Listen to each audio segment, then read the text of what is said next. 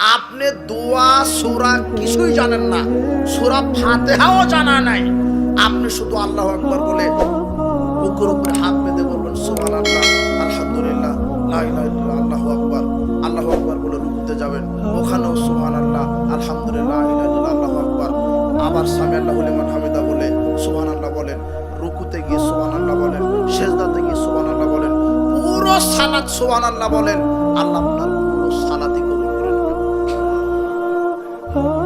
আপনি কিছুই জানেন না, এই যুবক শোনো, তোমার দাদা দাদি বৃদ্ধ কিছুই জানে না, সূরা ফাতিহাও জানা নাই।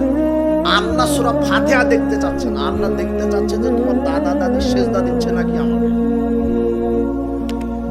লা সালাতা লিমান লাম ইয়াকরা বিফাতিহাতিল কিতাব, তবে যেই ব্যক্তি সূরা ফাতিহা জানে সেই ব্যক্তি সূরা ফাতিহা না পড়লে সালাত হবে না, বুঝেন? কিন্তু যে কিছুই জানে না ও কিন্তু ভয় করে